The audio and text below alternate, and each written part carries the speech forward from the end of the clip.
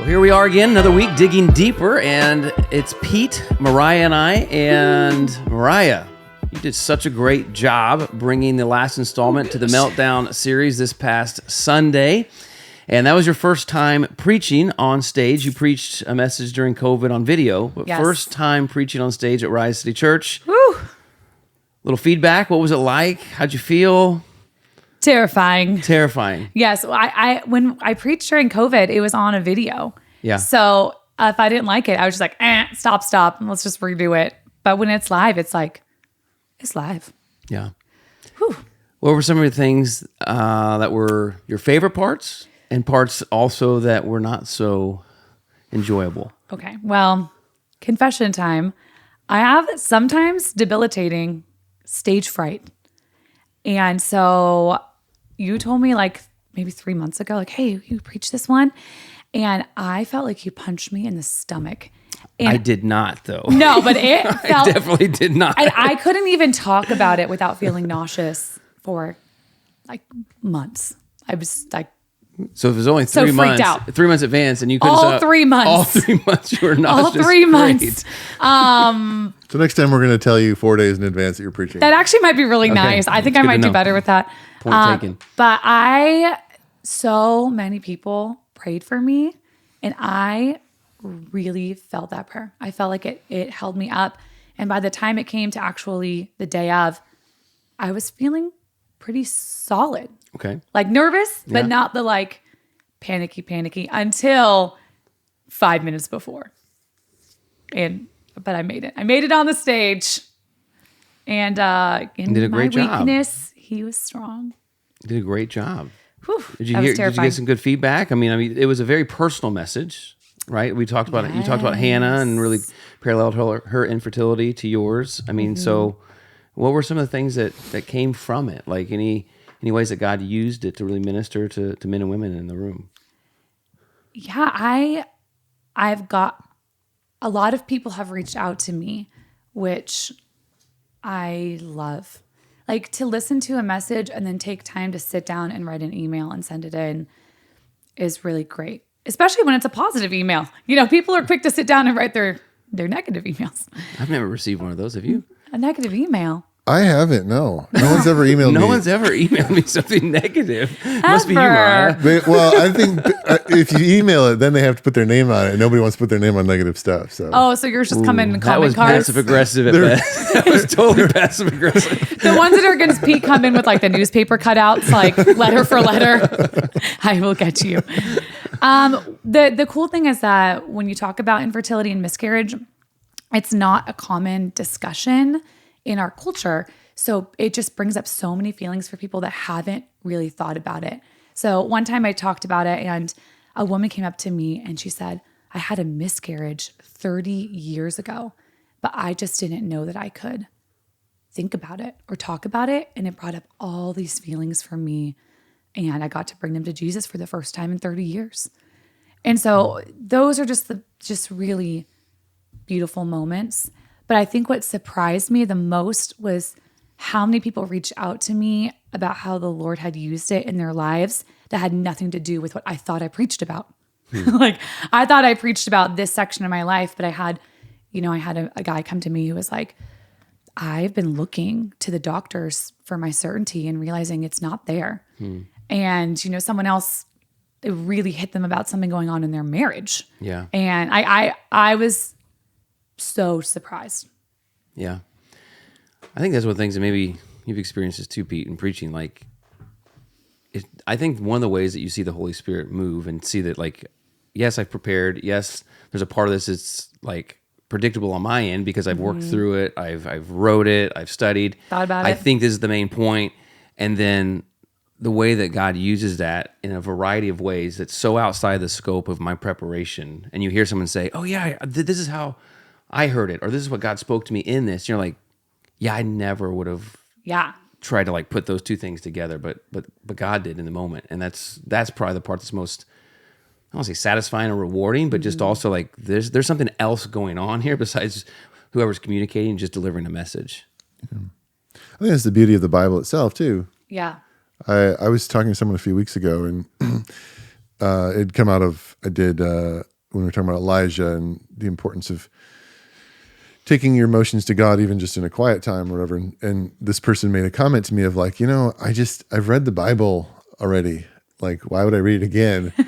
Which is a very logical question. And I was like, there's just the beauty of the scriptures is like, you can read the same Psalm 9 times and God uses it 9 different ways. Yeah. And there's nothing, I mean, if God couldn't do that, then half of the room on Sunday would have been checked out of your message, right? Because I've never dealt with infertility, but because the concept or the thought behind what you're saying, the nature of the issue specifically of dealing with childbearing was an example of a bigger issue that all of us relate to in some way. And I think that's what's cool about preaching and finding those places that connect all of us. But it was good. Yeah. Yeah. Really. You know what's not cool is when you work on this sermon for like 2 months and then Pete gets up the week before you and says 3 of the things you were planning to say. And I was you sent me your notes and I was like, didn't I preach this 2 weeks ago? I'm like, thanks, Pete. Oh, you don't even know how many times I've dealt with that. Where I have like 3 or 4 weeks planning something. He gets up and preaches and he takes all my points and I go back and rewrite it. I'm like, So I go back and I'm like, okay, Holy Spirit, do you want me to change or just go? And I'm like, I'll just do the same thing and see how it turns out. And Brandon was like, hey, it's all right. Everyone forgets what you say anyway. I was like, I kind of like that. That's the good helpful. and bad, isn't it? Nobody remembers that I talked to you. I said people forget, or it's like when you have a kid and you say something to the kid and then all of a sudden a week later someone else says the exact same thing and they come back and say, oh, I realized this because so and so said this. And you're like, I said that to you. And so I think sometimes if we reiterate the same points, it's probably more effective because that happened even with us in this series because I got up and did Job talking about justice and people responded to it in ways that were like, Brandon talked about this 2 weeks ago. With Jonah. Yeah. I stole like 4 of his points. Yeah. Whatever. Yeah, great. Great. The other thing I had never done before is I've done a lot of preaching in different arenas. So like when I was a youth pastor, I'd preach 2 services a Sunday. I've preached at women's retreats in other arenas, but I've never had a 40-minute time block. So like for youth, you're not preaching 40 minutes. 20 is like your sweet spot. So I was like, oh gosh, am I going to like accidentally preach 17 minutes and walk off the stage? But it all turned out fine. So thank you, Jesus. The second service even went a little longer than first service, right? I think so. I don't know if I just paused more or I don't know. So in regards to the message specifically, one of the things that I was curious about, and maybe you can speak more into it, and I knew a little bit this is probably where you're going to land, but it might be helpful just people that did, listen or watch online, this week. You ended the message not sharing about your second child, Reagan.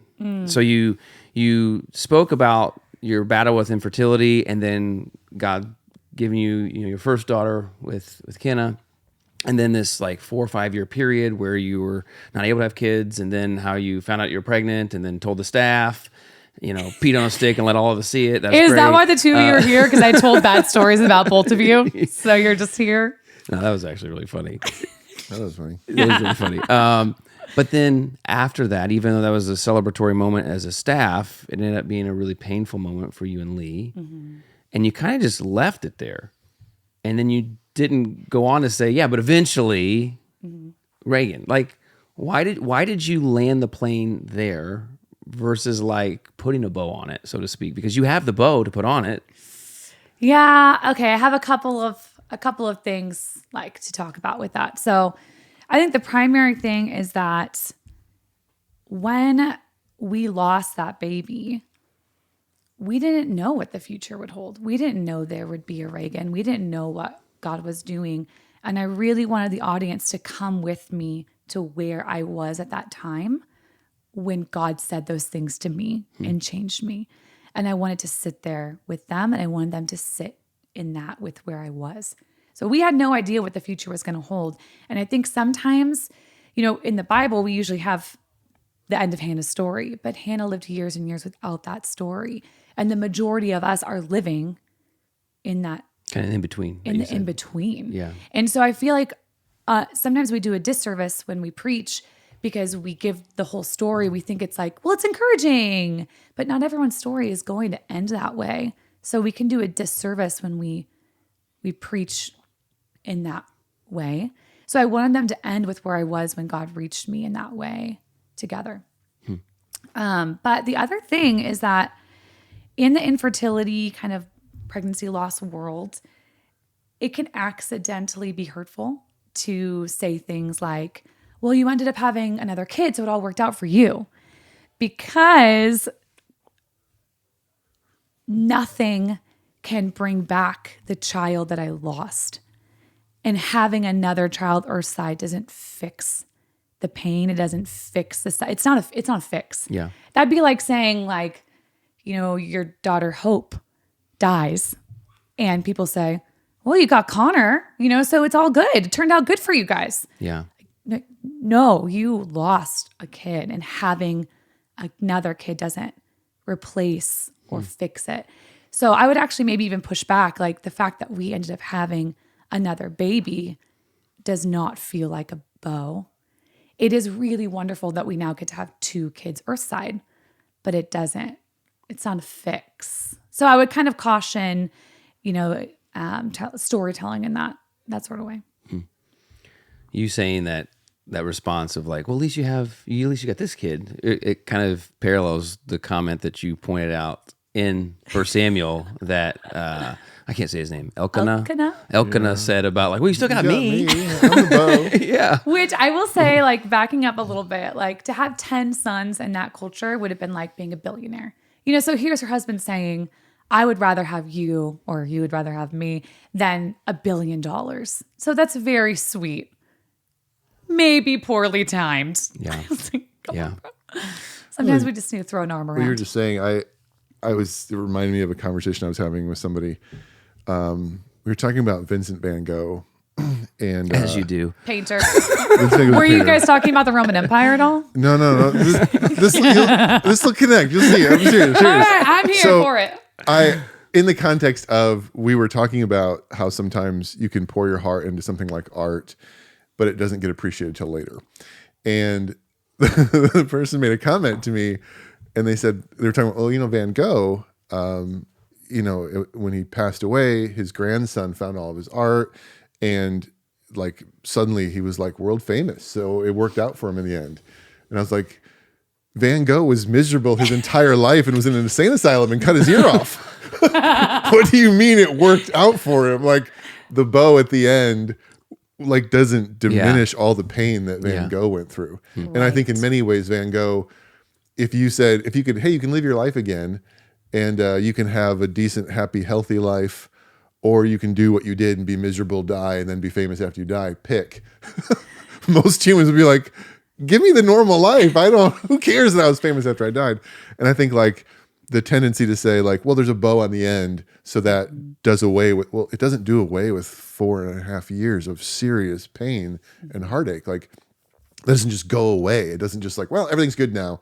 It's like, no, that's still a lived experience of difficulty that people relate to. And so I actually appreciated that you didn't try to just like, and you even kind of quickly was like, and yeah, Hannah got the baby in the end, whatever. But you could have focused on that side of the story, but you didn't. You really just focused on this moment of her life of anguish and suffering and taking it to God. So I actually thought I really appreciated it and thought it landed better for, I think, me listening to it. So yeah. I mean, the downside is I didn't want anyone to feel tricked, but I also wanted them to experience the work that God had done in my life in that time period and to sit there with that.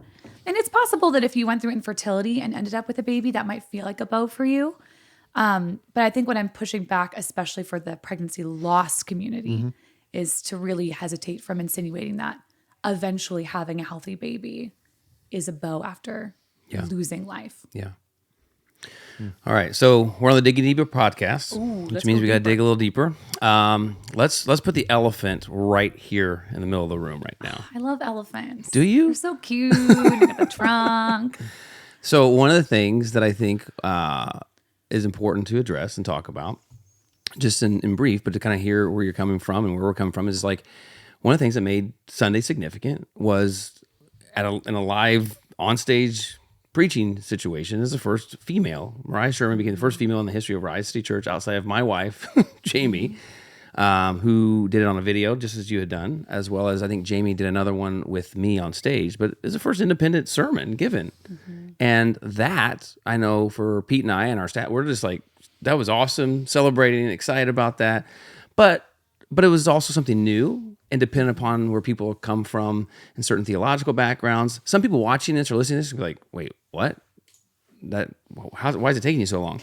Others are gonna be like, depending upon their upbringing and all that kind of stuff or how they interpret the Bible, they may have been like, that's something I didn't know was possible, didn't know should happen or not happen. So not getting into, at least right yet, the nuances of like why yes versus no or blah, blah, blah. But like, that's a big deal. And you knew that going in. So can you talk to us just for a moment, just like what that was like? And I think maybe part of that brought some of the nausea that you're talking about. But, yes. But I would love to just talk about that and let people hear your heart and then our heart as well. It's like, that wasn't insignificant on Sunday. That was a big deal. And you carried that going into it. Thanks for acknowledging that. I grew up in a more complementarian worldview of church, which is that God has made us each for different roles, and for men those roles involve leadership and teaching and holding authority, and for women those roles involve being awesome too, but not doing the teaching or holding the leadership roles. I never grew up in a culture that like diminished women's worth whatsoever. Just very much the roles were defined and immovable. And so it was confusing for me growing up because I felt like God was shining and bringing out these gifts in me that I was being told by the culture around me that God wouldn't do, that he wouldn't bring out in a woman. And so I felt lots of confusion and turmoil over that. And so as I grew older, I continued to feel that that's what God wanted me to do, is to learn to speak and teach in his name. But a church I went to as a kid growing up had one female associate pastor, and she'd speak a couple times a year. And every time she'd get up to speak, men would stand up and leave. They wouldn't sit when she was teaching. And I just grew up watching that. So it just added kind of to my angst. So when it came time eventually, to Rise, asking me to teach, that all is playing in the background, and like the pressure of wanting to get up on stage and just present myself as like, hey, this is my first time doing this. The other guys that teach on this stage you guys are 10 years ahead of me in your career and your speaking. I'm the age that you guys were when you planted the church, and wanting to be able to be received as like, hey, she's starting off, good for her. And worrying that instead I would be received as, oh, she really struggled. Oh, she didn't do this great. She didn't do that great. It's probably because that's why women shouldn't speak. And feeling like I was holding a mantle for all women. Yes. And that my failures would be amplified, or that it would cause people to look through my life and see my failures and apply that to all women instead of just Mariah's personal struggle, or so that weighed on me, and the Lord kind of had to do a work in my own heart to be able to follow through with what I really feel like he asked me to do this Sunday. And he showed up and he showed through. But it's a tricky spot for me because I don't think that complementarians are super whacked out on their theology. Like I have some friends that are like, forget them, they're dumb. And I'm like, no, they're not dumb. Like they have a strong biblical argument as well, and I have a lot of respect for them. So it causes tension. It's not easy. Yeah. Well, I know this is a topic in terms of complementarianism and egalitarianism, which is more the other counter viewpoint that Pete has walked through on his Like Stars podcast. Yeah. It's a topic that the elders here at Rise City Church we've walked through it, and And it's one of those things that, like, what I appreciate more than anything is in a culture setting currently, I mean, on a national culture setting, that we are a very polarized black and white culture, and people have a really hard time trying to understand the other side. And on this particular topic, I feel like both on elders and staff and what we're trying to move forward to as a church here at Rise City is there has been a lot of like, I see that, but I also see this. I don't understand that, but I see where you're coming from. And I think in that kind of conversation, because some of the biblical texts, just if you were to look at them like face value right there, no it's context, like, just read it's it just up. like, hey, a woman should not speak. She should stand under the authority of a man. And it's like, boom, case closed. So why is she doing that? But then I think one of the things I've appreciated so much in doing kind of deeper levels of study, also having, listening to Pete's podcast and our elders working through it in our staff, that there's a lot of cultural nuances and lots of passages on this particular matter that would show that there are particular cultural context settings that maybe, whether it be a woman preaching or whether it's something you're eating, there should always be consideration for the people there and whether or not it enhances others or it causes them to stumble. But when you see that in the context of one setting, but in other places you do see, for example, like a Priscilla and Aquila, other women preaching, or some Anna prophesying. Anna prophesying, or Lydia opening her home church, or you've got Jesus having female disciples. Like, there's a lot of things that have led us to say we do see the gift inside of not just Mariah, but in other women, and believe it's a blessing to be used and to be proclaimed here at Rise City. But there's been a lot of conversations in that, and I would say there's probably people that, whether it be theologically in the text conviction or just of how they grew up, right? Sometimes the things that are put in you at a young age are really hard, even though just kind of like this shift. But I am so grateful that we're kind of on this journey, and even more grateful how courageous you've been to know that and say, I will humbly step into this, but it was never like, I need to do this. I got to have this done. Like, you know what I mean? Like, it was just, and you did such a great job. And I guess I just want to say, like, this is completely anecdotal for me. And this is completely subjective. This isn't me going off of like a biblical text. We can walk through biblical texts, or you can go listen to like stars, like, I don't know if I've ever had a moment as a father like I did Sunday, sitting beside my daughter Elise, and just her watching you preach, and her looking at me and being like, she's doing such a great job, isn't she, Dad? Like, she is like, and my wife, we've had a miscarriage, but it wasn't the miscarriage of connection, but just being like, there was just a different level of resonance that you were able to speak to the souls of not just the women, but women, but also men. But as me as a father, what that implanted in my daughter's dreams of possibility, and I got to see it in her eyes, I was like, that's a gift as a dad. I just want to say thank you for giving me. It was beautiful. Thanks. It was beautiful. It's hard to do, but I was glad that I was obedient to what I felt like God was calling me to do, because he had a purpose far beyond what I was, my piece of the pie. Yeah. But I feel shame to admit that the biggest idol in my life is people's approval. And so for me, I felt like, coming from the conservative background I came from, that I had to put that on the altar in order to do this, because this would potentially provoke people to change their opinion about me. And that, I think, is the core of what made it so terrifying, but also so freeing. And when I was practicing my sermon on the stage, 2 little girls from our ministry came running in the door while I was preaching, like practicing, and they put their arms up, Mariah, Miss Mariah, and they just sat down and watched me. And I just felt like the Lord was doing a work beyond what was happening. Yeah.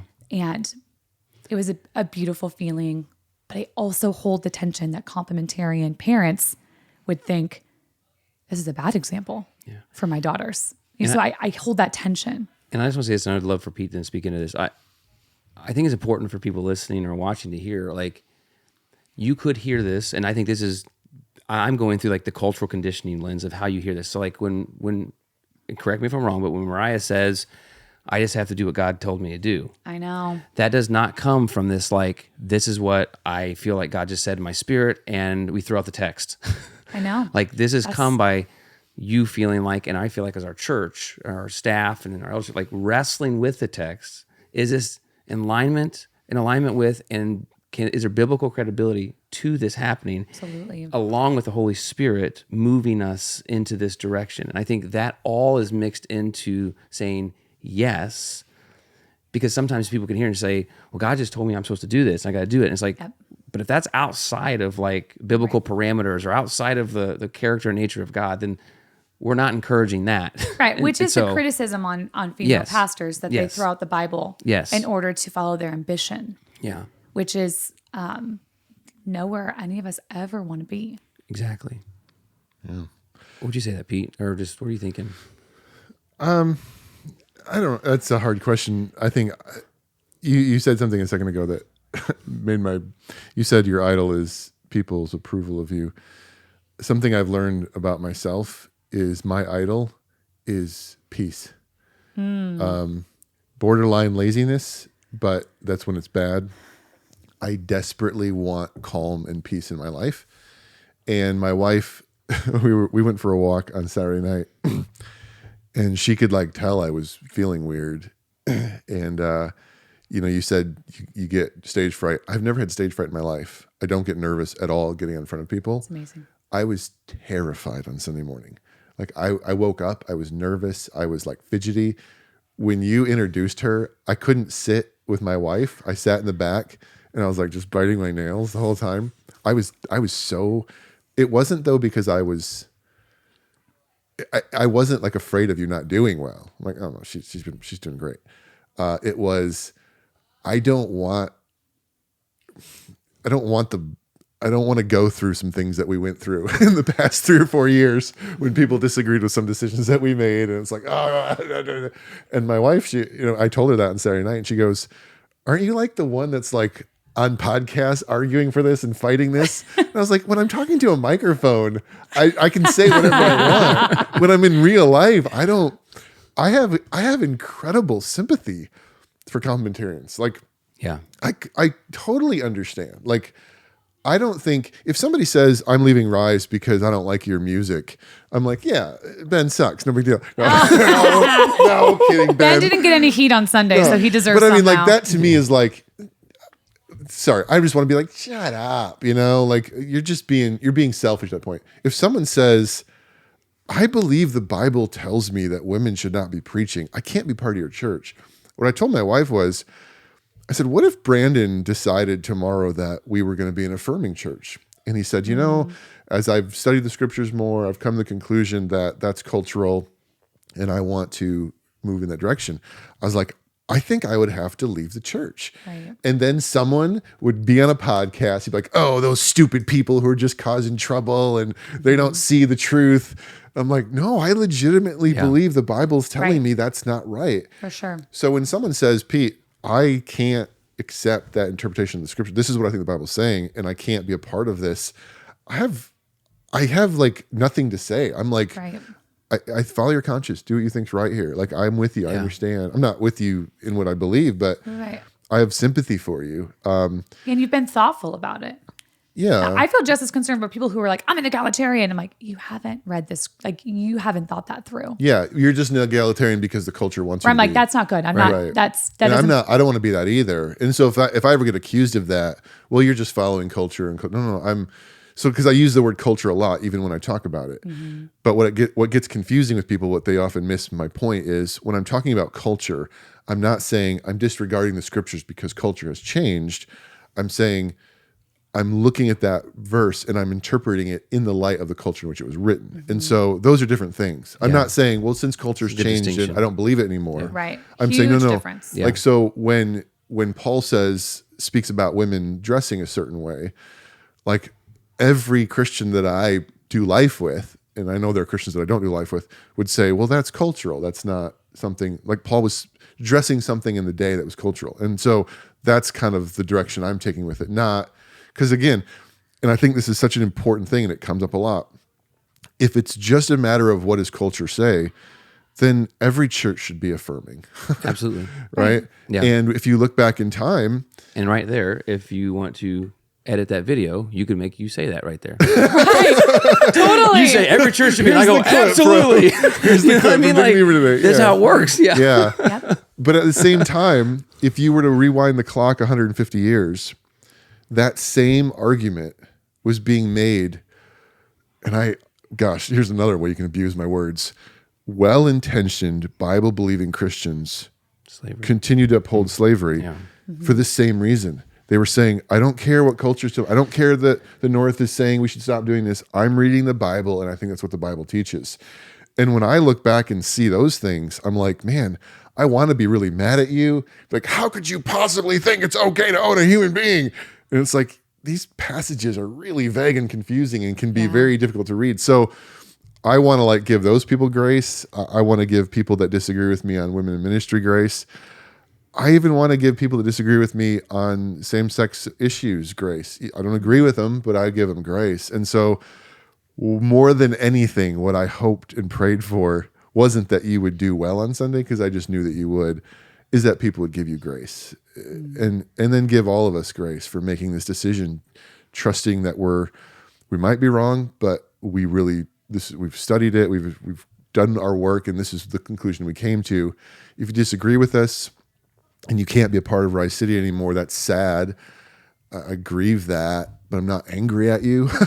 I'd love to have a conversation about it, but I'm not angry. But I hope that my hope was that no one was taking this out on you or treating you unfairly. And I just had all that fear in my head going into it. So, and Rise City has just also this is kind of way digging deeper behind the scenes, but we haven't come to this place of we haven't even labeled ourselves as a complementarian or egalitarian church. I don't even like putting those labels on. We haven't said that because of the mutual respect, because of some diversity of opinion, and also still at times still wrestling with things. I know you and I have talked about before. It's at the end of the day, Mariah preached, but she's still under male headship with male elders and things like that. And so we're still trying to figure out that, and so we're really reticent at times, I think, to put particular, even theological created labels on things to say this is who we are, because that doesn't represent every single person on our staff or eldership. And we got to be careful with that. That's what I love about Rise City. It's the only place I've ever worked where we as a staff work so hard to live out the idea that we major in the majors and we minor in the minors. We have people on our staff with different theological beliefs on origins of creation, obviously, God created and all those things, on women in ministry. We work so hard to make people at our church who are Republican and Democrat feel like they can be at home here. And equally uncomfortable. Yes. And I think that is, I hesitate. I'm not trying to throw any shade on any other churches, but Rise is very unique in that. And I think it brings a wholeness to our church community that is unique. It also brings way more attention to our church community, and having to be able to have the humility and grace between us all to say, I don't know if that's what Revelation is saying, but we can still be brother and sister and work in the ministry here. Yeah. I think what I would like to just chime in there for a second, because I don't know that anyone that disagrees with us is listening to this podcast. If you were super ticked off on Sunday, you're probably not. I'm going to listen to it deeper.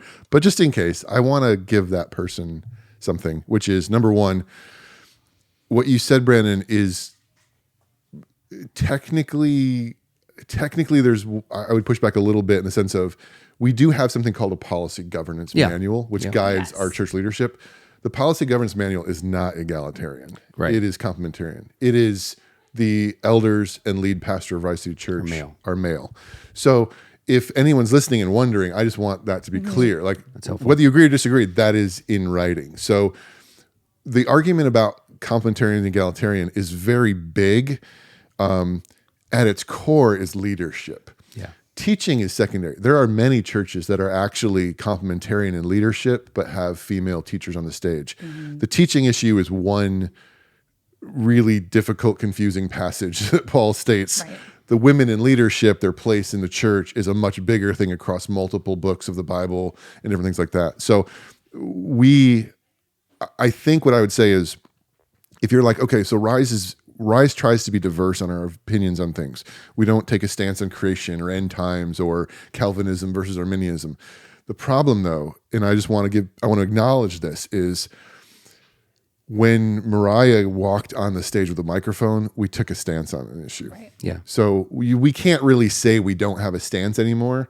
Like, we gave that up the minute we gave you a microphone. Right. We said, no, we actually we're not taking a stance. And we've kind of taken a stance on leadership. We've said we're not going to hire a female lead pastor, but we are going to let a female preach from the stage. So if someone's listening and saying, oh, it doesn't seem like you got off the fence. Yeah, we kind of did. We did in a category. Yeah. In a category, right. That's all I wanted to acknowledge. Yeah, and on the bigger scope of all church ministry and women in leadership, I would consider Rise City to be the most, I want to say liberal, but that has other context, form of complementarian that exists. It's pretty far as you can go. It's pretty much as far as you can go Right. without being egalitarian because of our stance on male eldership. Headship, right. And male headship, right? So, I mean, that's where I would consider. I've been at churches that were, there's usually levels of complementarian. Women can not be kids pastors. That's kind of the less. Then women can be kids pastors. Women can be youth pastors as long as they're not over 12. And like it goes on and on. Yeah.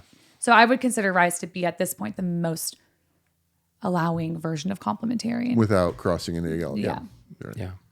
Sorry, I just wanted to. But make individually on the staff, we still hit in different spots on whether we're egalitarian or complementarian. And when I take a job at a church, I'm stepping into their belief system, and we're all in agreement on those things. When I first joined Rise City, I didn't have the title of pastor. Yeah. And I felt passionately about that because I did not think I didn't want to create any division. I just wanted to come and do God's work. And over time, things have. Was that, Yeah. sorry, I wasn't part of the staff at the time. Was that because she was a female, or you just didn't feel like the job itself was pastoral at that point? Because I don't remember it ever being because you were a female, but maybe I wasn't in the know enough at that point. That's probably one of those things as a church planter, you just hadn't thought about it. Right. That's more And kind of it's where I was probably coming from. like we just were Just trying to get off starting the ground, and man. Mariah was, I think, our third Yeah. It was more like a children's director role And so at we that point. had like a coordinator, let's do this. And we hadn't thought through and weren't thinking through like some of those types of topics. And as we grew up, then it became more like, oh, now we need to think about this. And what does this mean? So, I was happy with that. Yeah. And I wanted to join a team and help get this thing off the ground. It doesn't matter to me. It didn't matter what the titling was. Yeah. I was happy to join the team. Yeah. We are excited and grateful you're on the team. And I am going to kind of put a bow on it at this point. It is Christmas time. It is Christmas time, but if you did not get a Some chance bows. to watch or listen to Mariah finish out the Meltdown series, man, I think so many people were blessed by it. Grateful for your transparency. Praise God for the way He's worked in you and through you in that. He really has. And man, the whole Meltdown series in total, like I said, we had a lot of people come forward just to receive prayer on Sunday. Just grateful for all the things that you did and all the things that And you even guys. Pete and Robert and I just preaching and then the team leading. Like it was a great series. And Starting a new one on Sunday. start a new on Sunday. Now We're for Christmas. jumping into Fear Not, which is looking at the different angelic proclamations in the Christmas story. Robert will start off this week. I'll yeah. take Christmas offering Sunday on the 10th. Pete will bat cleanup on the 17th. The kids are going to sing I'll do Christmas Christmas offering Eve. day. Wait, is Yeah. that true? What? I'm on the 17th. Am I really? I think so. Congratulations. Now he gets nauseous. Here we go. Here we go. Unless Brandon takes all your I think- joints on the 10th. I need to look at my notes. Maybe I'm preaching the 17th. I think you are. I asked Robert how much money I would have to give him to subtly change the series to No Fear as he was preaching, and just quote No Fear T-shirts in the middle of his message. You guys are so old. Ben knows what No Fear is, though. Okay, Ben just keeps getting name dropped. Listen, we better end this podcast. We're in danger zone. Yeah, we are in danger zone. So glad you joined with us. A lot of things to unpack there. As always, we're always open to meeting, talking. Kind of, if this is something that you have questions about, let us know. And just grateful for this team and all that God's doing. So thanks for joining with us. We will talk to you again next week for Digging Deeper. Guys.